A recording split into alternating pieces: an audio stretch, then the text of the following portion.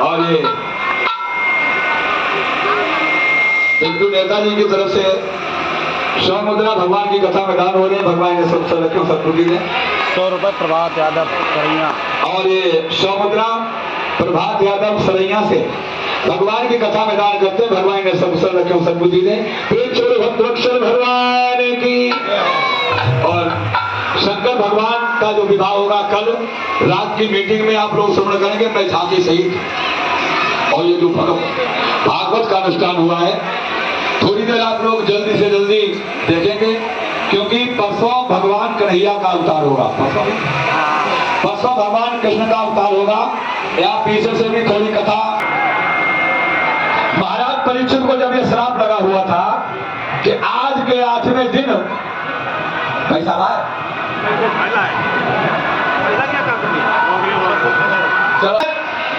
परीक्षित को यह श्राप लगा कि आज के 8वें दिन तुम्हें कच्छप डस लेगा। कच्छप मानी सर्प, और सर्प जिसे काटता है और सर्प का काटा हुआ नरक में जाता है। महाराज परीक्षित को यह श्राप दिया था लोमस ऋषि के पुत्र श्रृंगी ने, क्योंकि जब द्वापर का अंतिम समय था, कलयुग आने वाला था।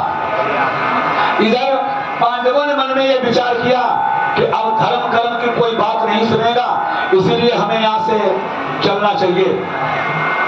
अपने पुत्र के पुत्र परीक्षित को बुलाया। एक बात और बताऊंगा, परीक्षित का नाम परीक्षित नहीं था। परीक्षित का मतलब होता है श्राप। परीक्षित का नाम था विष्णुरात। परीक्षित का नाम था, भगवान विष्णु ने रक्षा की थी गर्भ में, इसलिए उनका नाम था विष्णुनाथ। परीक्षित पराक्षित माने यानी श्राप। जब उन्हें श्राप लगा तो इनका नाम परीक्षित पराक्षित रखा गया। और श्रृंगी ने श्राप दे दिया। क्योंकि एक बात और बताओ, जब ये चले गए तो इधर धर्मराज ने परीक्षित को बुलाया, जवाब दिया मैंने तुम्हें राजा तो बना दिया है, बरबस राज सुत इंद्रपदीना। परीक्षित को जब राजा बनाया तो परीक्षित बहुत रोए। क्यों? पहले जब कोई लड़का राजा बनाया जाता था तो जबरदस्ती लड़का रोता था। और आज के लड़का काल बप्पा मरे जल्दी हम मालिक बने। बप्पा की आंखें फूट जाए, गोले टूट जाए, कोई मरीज मर जैसी लग जाए तो हम मालिक बन जाए। पहले के लड़के ऐसे नहीं थे फौजी। पहले बरबस राज सुत इंद्रपदीना, जबरदस्ती पकड़ के राजा बना देते थे कि अब हम क्या राजी करते नहीं थे, राजा बनो। लेकिन आजकल के बुढ़े वैसे अगर मर जाए, लेकिन फौजी जैसे मलिकातम दूसरे के राज दिए। परेशानी कितनी भी हो भागते रहेंगे, लेकिन मलिकातम दूसरे के पास ना पहुंच जाए। लेकिन याद रखना, जब बुढ़ापा जीवन में कुशलता चाहो, लड़का जब जवान हो जाए तो जबरदस्ती मलिकातम उसे सौंप दो, चैन की बंसी बजेगी। और अगर तुम कुंजी लगाओ अपने मुंह में, इन्हीं हाथ में रखोगे तो बहू गाली देगी, डुकरिया खराब जो डुकरा खराब, चैन की रोटी नहीं मिलेगी।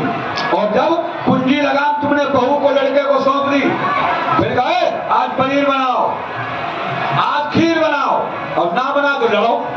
फिर कोई तुम्हें बुराई करने वाला नहीं है कि बुढ़िया खराब, क्योंकि मालिक खराब तो तुम हो। कथा सुनने आए, लेकिन कथा के सुनने ये जीवन की व्यथा दूर करती है। भगवान की कथा हमारे जीवन की व्यथा को दूर करती है, इसलिए ध्यान रखना चाहिए। आज इन्होंने जब राज दे दिया, और राज देने के बाद में एक बात और बताऊं भाइयों, सदैव याद रखना बड़े बूढ़े लोगों को, तुम्हारा लड़का तुम्हारे पास ना भी बैठे तो जबरदस्ती उसके पास जाओ, अच्छी अच्छी बातें समझाओ। क्योंकि आज के लड़का अगर गाँव बड़े बूढ़े के पास जाए, अगर वो कुछ कह भी देता तो कहा जब तो वह सठिया है, कहाँ बिल्कुल लगाए रहते, बिल्कुल दिमाग खराब कर दिया, ये बुढ़े सठिया गए हैं। लेकिन ध्यान रखना, बुढ़े के पास जो अनुभव मिलेगा वो लड़कों के पास नहीं है। एक डिग्री शुदा लड़का हो और एक बुढ़ा बगैर पढ़ा लिखा हो, लेकिन जो बुढ़े के पास डिग्री होगी वो लड़के के पास नहीं। जैसे फौजी, एक बार वैज्ञानिक लोग कहीं अपनी कोई चीज का रिसर्च कर रहे थे, उन्होंने मशीनें लगाई, पाप पर लोग जानवर चुमा रहे तो भैंसिया। एक बड़े बूढ़े वृद्ध थे, उन्होंने लड़कों से कहा लड़कों पानी बरसने वाला है, भाग चलो। और खूब धूप वैज्ञानिक लोग सोचने लगे ये बुड्ढा क्या कह रहा है, इतनी धूप में कह रहा है कि पानी बरसेगा। और ये बुड्ढे सब बच्चों को लेकर के घर पहुंचे, 20 मिनट के बाद इतना पानी गिरा कि वैज्ञानिक लोगों की मशीनें भीग गई। तो लोग सोचने लगे बुड्ढा के पास विज्ञान क्या है, मेरा विज्ञान फेल हो गया, इतना पानी बरसा। ये सभी जाकर के बुड्ढे से पूछने लगे बाबा तुम एक बात बताओ कि तुम्हारे पास ऐसा कौन सा गणित विज्ञान है जो तुमने समझ लिया कि पानी बरसेगा। बुड्ढा कहने लगा भैया हमारे पास विज्ञान नहीं अनुभव है। अनुभव क्या है कि चींटी अंडा बच्चा लेके ऊपर चढ़े समझो पानी गिरी। तो बुड्ढे के पास अनुभव होता है। यहाँ इतनी माताएं बैठी हैं, भैया लोग बैठे हैं, कौन कौन अपने बाबा के अपने लड़कों से कहता है अपने दादी के और अपने बाबा के पैर दबाओ, हाथ उठाओ। कहता अपने बच्चों से, कोई नहीं कहता, इसलिए त्राई त्राई बची है। ध्यान रखना डॉक्टर साहब, बाबा का श्राप नहीं लगता और बाबा की दुआ तुरंत काम करती है। बाबा और दादी अपने नाती पोता को रात भर गाली दे मर जाएगा, ऐसा होगा वैसा होगा, लेकिन उनका श्राप नहीं लग सकता है। अगर उनका श्राप लग जाता तो भीष्म पितामह लड़ते तो थे लेकिन हृदय के अंदर दर्द था। यदि बाबा का श्राप नहीं लग सकता, बाबा कुछ भी कहता रहे, और अगर बाबा ने वरदान दे दिया, बाबा ने अगर वरदान दे दिया कि ऐसा होगा तो वो होकर के रहेगा। एक बार भगवान शंकर जी ने यदि जब महाभारत का युद्ध चल रहा था, आप लोगों ने कथा सुनी होगी, तो दुर्योधन पहुंचा और दुर्योधन जाकर के बोला बाबा भीष्म से कि बाबा तुम्हें लड़ाई कैसी लगती है, तुम तो पक्षपात की लड़ाई लड़ रहे हो, हमारे सभी भाई मारे जा रहे हैं और पांडव आज भी 5 के 5 है। बाबा भीष्म ने जवाब दिया देखिए कथा तो हम नहीं सुनाएंगे, कल सुना देंगे, कथा बहुत बड़ी है। कहने का मतलब यह है कि हर बच्चे जब अपने बाबा के दादी के पैर दबाएंगे तो उन्हें थोड़ी देर कोई ना कोई नई नई बात सुनाई जाएगी। यहाँ इतनी माताएं बैठी हैं, कौन कौन ऐसी माताएं हैं जो सवेरे 4 बजे उठकर के अपने पति के चरणों का स्पर्श करती हैं?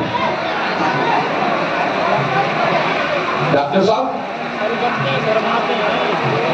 ऐसा नहीं है।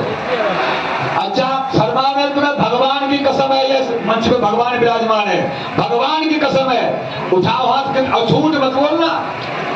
बताओ कौन कौन लोग सवेरे 4 बजे को पैर छूते हो? अब शर्माती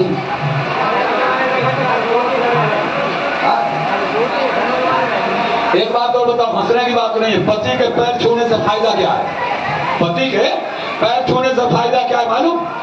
जैसे पति कितनी दारू पीता हो और रोज लड़ाई लड़ता हो, अपनी पत्नी को रोज मारता हो, और पत्नी सवेरे 4 बजे उठे और हाथ जोड़ के पहुंचे 5 मिले और हाथ जोड़े आज मैं मरी हो ना, तुम्हें मेरी कसम हो, पूरे दिन नहीं पति मारेगा, मारेगा। अगर वो कितना भी दारू पीता हो और पत्नी सवेरे उठे और पैर छूले हाथ जोड़ के बोले आज तुम्हें हमारी कसम है, आज पूरे दिन दारू मत पियो, वो नहीं पिएगा। क्योंकि सवेरे 4 बजे ब्रह्म मुहूर्त होती है, उस समय हर इंसान का दिमाग बड़ा फ्रेश होता है। और फिर जब सवेरे को 4 बजे पैर छुओगी तो पति पत्नी के विचार एक होंगे, और जी पति पत्नी के एक विचार होंगे, और जब एक विचार होंगे तो एक घर में सुमति आएगी, और जब सुमति आएगी तो जहां सुमति तहां